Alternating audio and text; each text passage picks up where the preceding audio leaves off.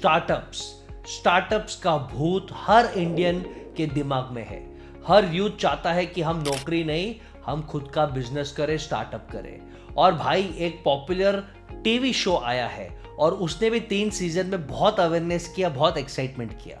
India में last 5-6 साल में और कोविड के बाद बहुत सारे यूनिकॉर्न्स बने और ये यंगस्टर्स को अट्रैक्ट करते हैं कि हम हमारे स्टार्टअप करें। मैं आज एमएसएमई और यूथ को एक ऐसे इनसाइट्स देने वाला हूं कि आप स्टार्टअप करो और मोदी सरकार और गवर्नमेंट आपको बहुत सारी स्कीम्स, ग्रांट, सब्सिडीज दे रहे हैं। स्टार्ट करते हैं, लेकिन उसके पहले मेरा प्रणाम स्वीकार करिए। मैं हूं बसेश गाला, आपका बिजनेस मेंटोर एंड इन्वेस्टर, और मेरे तरफ से सबको जय श्री राम, जय जिनेंद्र।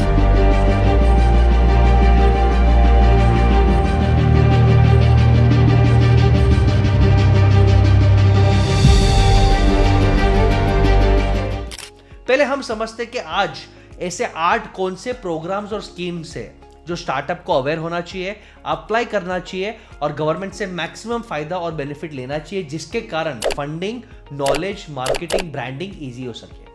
पहला स्कीम का नाम है स्टार्टअप इंडिया सर्टिफिकेशन। ये बहुत ही सिंपल स्कीम है, इसके रूल्स रेगुलेशंस भी बहुत सिंपल है। आप एलएलपी या प्राइवेट लिमिटेड होने चाहिए। Proprietorship company, partnership company, OPC is not allowed.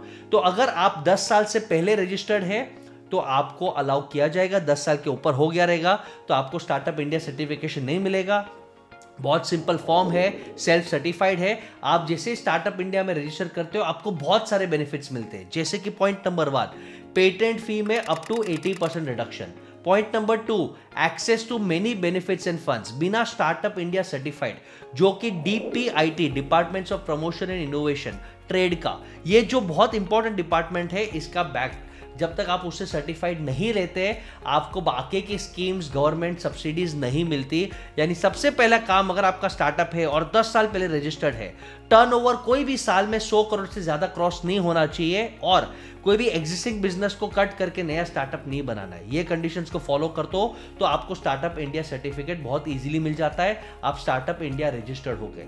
और बहुत ही कम केसेस में जहां पे इनोवेशन बहुत हाई हो, एम्प्लॉयमेंट जनरेशन बहुत हाई हो, वहां पे आपको और बेनिफिट्स मिलते हैं, जिसमें सबसे इंपॉर्टेंट बेनिफिट है 3 इयर्स टैक्स हॉलिडे। आप 10 साल के पीरियड में कोई भी 3 साल चूज कर सकते हो और उस पर गवर्नमेंट को बोल सकते हो लीगली कि ये 3 साल हम कोई टैक्स नहीं भरेंगे।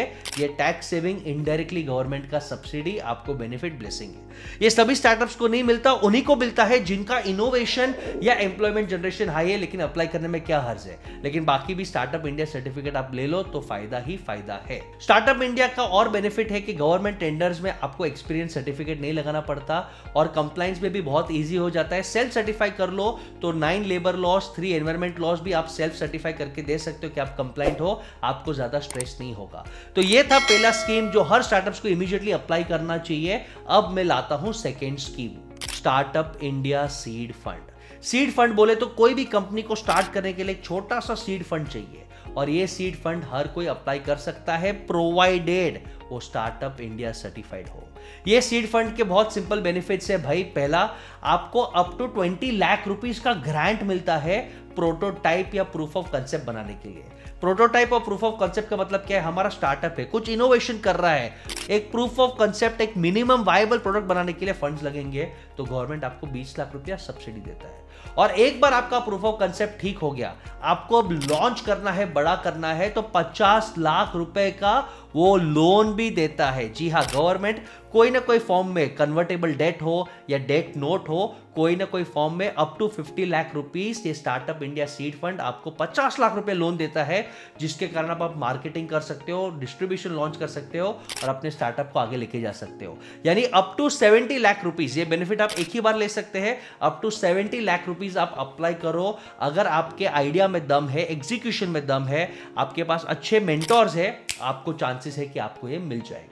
एक इंपॉर्टेंट पॉइंट नोट करना है कि गवर्नमेंट ने बहुत स्मार्टली इसका ड्यू डिलीजेंस डिवाइड कर लिया है। एक एक्सपर्ट कमिटी होता है और फंड्स डिस्बर्स होंगे only through government approved incubators. अब इंक्यूबेटर्स और एक्सीलरेटर्स क्या होते हैं? इंक्यूबेटर्स का मतलब एक ऐसा प्लेटफॉर्म होता है जहां पे स्टार्टअप्स एक छोटे अड्डे जैसे आते हैं और वहां पे हैच होते हैं, इंक्यूबेट होते हैं। यानी इंक्यूबेटर्स का मतलब एक ऐसा प्रोजेक्ट, जैसे IIT दिल्ली का खुद का इंक्यूबेटर है, वैसे काफी इंक्यूबेटर्स है, गवर्नमेंट में अप्लाई करना पड़ता है, गवर्नमेंट सर्टिफाइड होते हैं। इंक्यूबेटर्स क्या करते हैं? आपको जगह देते हैं, नेटवर्किंग अपॉर्चुनिटीज देते हैं और आपके आइडिया को टेस्ट करने के लिए नेटवर्किंग अपॉर्चुनिटीज मेंटर्स के साथ मिलाते हैं, जिसके कारण आप फास्ट ग्रो कर सकते हो। तो ऐसे गवर्नमेंट सर्टिफाइड इंक्यूबेटर के पास जुड़ने के बाद ही आपको फंड्स मिल सकते हैं, यह जरूर याद रखना। थर्ड बेनिफिट, स्टार्टअप इंडिया को बहुत बड़ा बेनिफिट है, एक गवर्नमेंट पोर्टल है जिसका नाम है इन्वेस्टर कनेक्ट। अगर आपके पास एक स्टार्टअप आइडिया है या आप स्टार्टअप कर रहे हो, आपको सिर्फ एक फॉर्म भरना है और वो फॉर्म में 100 से ज्यादा पैरामीटर्स है। यानी जितना डिटेल से फॉर्म भरेंगे आप वो फॉर्म भर सकते हैं। और वो ही ये इन्वेस्टर कनेक्ट एक B2B मार्केट प्लेस है जहां पे जितने भी बड़े फंड्स है, VC funds, angel funds, private equity funds, fund of funds या जितने भी बड़े इन्वेस्टर्स है वो वहां पे रजिस्टर करते हैं। एक बाजू है इन्वेस्टर्स, एक बाजू है स्टार्टअप्स। इन्वेस्टर स्टार्टअप्स को सर्च कर सकते हैं, एप्लीकेशन को रिव्यू कर सकते हैं और 1-to-1 डायरेक्ट कर सकते हैं। ये प्योर मार्केट प्लेस है, इसमें ना तो सिडबी का ना तो गवर्नमेंट का कोई रोल है, ये सिर्फ एक मार्केट प्लेस बना है। लेकिन इसका सबसे बड़ा फायदा क्या है कि जितने भी इन्वेस्टर और फंड्स है वो वहां पे अपना सीरीज लॉन्च करते हैं कि हमें 100 करोड़ रुपए का एक फंड लॉन्च करना है, जो भी A सीरीज के टेक्नोलॉजी वाले हैं वो अप्लाई कर सकते हैं। तो ऑन एन एवरेज डेली 50 से 100 लोग ऐसे अलग अलग फंड्स पे अप्लाई करते हैं। उनका मीटिंग होता है, स्क्रूटिनी होता है और सक्सेस रेट होता है ठीक ठाक, जहां पे सक्सेसफुल एप्लीकेंट्स को फंड रेजिंग मिलता है। यानी गवर्नमेंट ने क्या किया, एक प्लेटफॉर्म बना दिया और पूरे एप्लीकेंट्स ऑफ स्टार्टअप मिल सकते हैं। इन्वेस्टर कनेक्ट शायद आपको पता नहीं था, आज ही जाइए। और अगर आपको नॉलेज के लिए भी है तो नॉलेज के लिए भी एप्लीकेशन फॉर्म स्टडी करिए, आपको पता चलेगा कि देश में क्या क्या इनोवेशन हो रहा है, स्टार्टअप्स, यूथ और एंटरप्रेन्योरशिप, लीडरशिप कौन से डायरेक्शन में जा रहा है। Fourth scheme by government of India है CGSS। भाई MSME को तो मिलता है CGT SME, वैसे ही क्रेडिट गारंटी फॉर स्टार्टअप। ये CGSS फंड गवर्नमेंट ने रिसेंटली बजट में लॉन्च किया, जहां पे गवर्नमेंट बोलता है कि कोई भी स्टार्टअप जो स्टार्टअप इंडिया सर्टिफाइड हो, जिसके पास स्टेबल रेवेन्यू हो, यानी वो रेवेन्यू जनरेटिंग हो, प्रूफ ऑफ कंसेप्ट आ गया हो और किसने कभी कोई लोन्स पे डिफॉल्ट ना किया हो, सिबिल बहुत खराब ना हो, उनको गवर्नमेंट गारंटी देगा। वो कोई भी मेंबर इंस्टीट्यूशन से, यानी कोई भी वो बैंक से, कमर्शियल बैंक से लोन अप्लाई कर सकते हैं और जब वो मांगते हैं कि भाई तुम्हारा कोलैटरल क्या है, तो वो ये फंड के थ्रू वो बोल सकते हैं कि कोलैटरल भाई गवर्नमेंट देगा।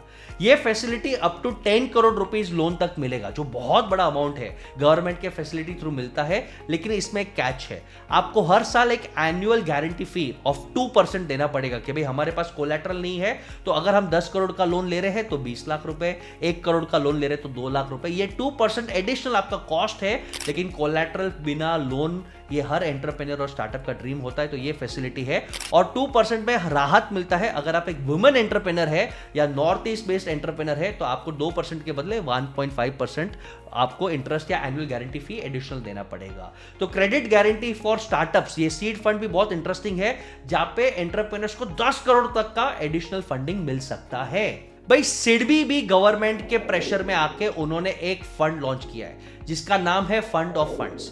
जो भी स्टार्टअप इंडिया सर्टिफाइड है वो अप्लाई कर सकते हैं। और सिडबी ने क्या किया है, 10,000 करोड़ रुपए का एक फंड ऑफ फंड्स बनाया है। अब सिडबी क्या करता है, वो डायरेक्टली इन्वेस्ट नहीं करेगा, वो ढूंढेगा AIF। फंड ऑफ फंड्स का मतलब क्या है, ऐसे फंड्स को जमा करेगा। ऑल्टरनेटिव इन्वेस्टमेंट फंड्स, जो हाई रिस्क फंड्स होते हैं, सेबी रजिस्टर्ड होते हैं, जिनका मोटो होता है कि भाई हम टेक्नोलॉजी स्टार्टअप्स में डालेंगे, फूड स्टार्टअप्स में डालेंगे, अच्छे इनोवेटिव आइडियाज में डालेंगे, ये फंड ऑफ फंड्स को वो जमा करता है और उनको वो 10,000 करोड़ का एक कॉर्पस देता है। वो फंड ऑफ फंड्स के पास खुद का फंडिंग भी होता है और ये स्टार्टअप इंडिया रजिस्टर्ड कंपनीज को अप्लाई करने के लिए बहुत आसान होता है।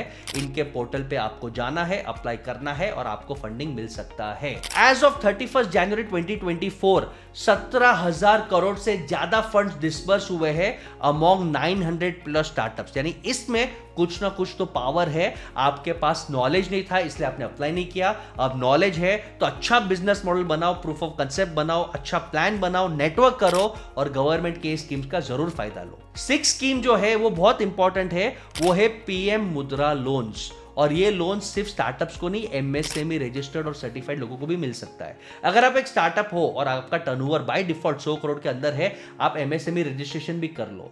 और पीएम मुद्रा लोन में आप प्लान कर सकते हो, जैसे कि अगर आप शिशु कैटेगरी में है, यानी बहुत छोटा कंपनी है, आइडिया प्रोटोटाइप पे है, तो 50,000 रुपीज का आपको लोन मिलता है गवर्नमेंट की तरफ से, कोलैटरल फ्री।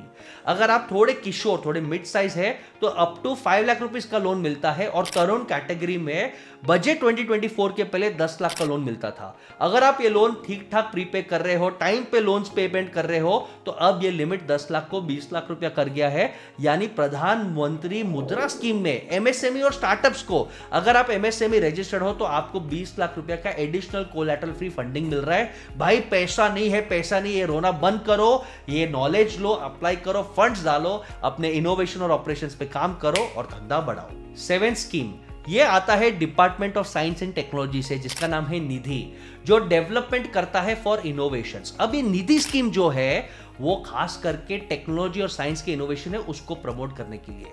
और निधि स्कीम बहुत इजी बोलता है, उसके अलग अलग प्रोटोटाइप्स है। यानी अगर आपके पास आइडिया है तो आप कॉन्टेस्ट थ्रू अप्लाई करो। आप अगर कॉलेज में हो, लास्ट ईयर ग्रेजुएट हो और आपके पास कोई आइडिया है तो आप अप्लाई कर सकते हो। आपके पास एक अच्छा आइडिया है तो आप एक टेक्नोलॉजी बेस्ड इंक्यूबेटर के साथ जुड़ के भी बेनिफिट्स ले सकते हो। निधि का बेनिफिट क्या है? हर स्टेज पे आपको वो अवेयरनेस देता है, बेस्ट प्रैक्टिसेस देता है और आपको फंड्स देता है। बेसिक स्टेज पे grant up to 10 lakh rupees और एडमिशन एक ऐसे लैब में जहां पे आपको बेस्ट प्रैक्टिसेस और टेक्नोलॉजी मिलेगा। और अगर आप इनके टेक्नोलॉजी बेस्ड इंक्यूबेटर से टाइप कर लेते हो तो आपको 1 करोड़ रुपए से भी ज्यादा ग्रांट मिलेगा। यानी जितने भी टेक्नोलॉजी इनोवेटर्स है, department of science and technology Nidhi scheme में अपने आप को रजिस्टर करिए, वेबसाइट पे जाइए, डिटेल लीजिए। 10 लाख फंड तो मिलेगा ही मिलेगा, बट अगर आपके अंदर दम है, स्केल कर सकते हो, आप इंक्यूबेटर में जाके वहां पे इंप्रेस कर सकते हो, तो 1 करोड़ का एडिशनल फंड भी मिलेगा। 8th स्कीम ये स्कीम है कि भाई इंडियंस और स्टार्टअप्स इंटरनेशनली कैसे कॉम्पीट करें। अगर आपके पास एक ऐसा ढासू आइडिया है जो आप इंटरनेशनली कॉम्पीट कर सकते हो, उससे प्रोटेक्ट करना पड़ेगा। और ये स्कीम का नाम है SIP-EIT, यानी system for international patent protection. और ये आता है इलेक्ट्रॉनिक्स एंड आईटी मिनिस्ट्री से। वो बोलता है कि अब्रॉड में आपको अगर पेटेंट्स फाइल करना है तो महंगा होता है, उसके डिफेंड करना महंगा होता है। तो अगर आपके पास आइडिया में दम है और आपको पेटेंट अगर फाइल करना है, इनोवेशन फाइल करना है, तो ये स्कीम में आप अप्लाई कर सकते हैं। आपको ऑटोमेटिक सब्सिडी मिलेगा। कितना सब्सिडी मिलेगा? पेटेंट फाइलिंग करने पे अप टू 50% या 15 लाख रुपए का reimbursement, which ever is lower. यानी 15 लाख रुपए का रीइंबर्समेंट या 50% ऑफ एक्सपेंसेस ये आपको गवर्नमेंट सब्सिडी देता है, प्लस नेटवर्किंग का सवाल। ये तो इनफाइनाइट बेनिफिट्स है। और लास्ट, गवर्नमेंट वेबसाइट्स पे नेटवर्किंग करके अच्छे मेंटर्स के साथ जुड़ के हर इंडस्ट्री में कुछ ना कुछ बेनिफिट है। जैसे एक छोटा सा एग्जांपल देता हूं, PMFME बेनिफिट। ये किसके लिए होता है? Formalisation of micro food enterprises, यानी ऐसे छोटे छोटे जो फूड एंटरप्रेन्योर्स बनना चाहते हैं, जो प्रोप्राइटरशिप हो, लिमिटेड कंपनीज हो या पार्टनरशिप कंपनीज हो, 10 से कम एम्प्लॉइज हो, उनको अगर एक छोटा सा प्लान डालना है, उनको एक छोटा सा प्रोजेक्ट रिपोर्ट बनाना है। ये प्रोजेक्ट रिपोर्ट में भाई लैंड का कॉस्ट नहीं पकड़ेंगे, लेकिन 3 साल का रेंट आप पकड़ सकते हो, उसके साथ मशीनरी का कॉस्ट पकड़ सकते हो और ये प्रोजेक्ट रिपोर्ट सबमिट करना है। गवर्नमेंट का कंडीशन बहुत सिंपल है कि आप एलिजिबल होने चाहिए, 10% आपको आपके जेब से डालना है, बाकी अप टू 90% गवर्नमेंट आपको एज अ लोन देगा। और अगर आपके आइडियाज में दम है तो अप टू 35% कॉस्ट आपको एज अ सब्सिडी भी दे देगा। यानी अगर आपको छोटा सा फूड प्रोसेसिंग यूनिट डालना है तो बहुत सिंपल है, अच्छा प्रोजेक्ट रिपोर्ट डालो, गवर्नमेंट को सबमिट करो, 10% 1 करोड़ का कॉस्ट आ रहा है, 10 लाख खुद डालो, 90 lakh government as a loan देगा और फ्यूचर में up to 35 lakh rupees of the project subsidy भी दे सकता है। यानी गवर्नमेंट और स्टार्टअप इंडिया के थ्रू इतने सारे बेनिफिट्स है। आज आप अवेयर हुए तो पैसे की कमी है ये आज के बाद मत बोलना, और अपने नॉलेज नेटवर्क को सुधारने के लिए मुझे अपना बिजनेस मेंटर बना लो, ये चैनल को सब्सक्राइब कर लो और वीडियो सबके साथ शेयर करो। Love and blessings.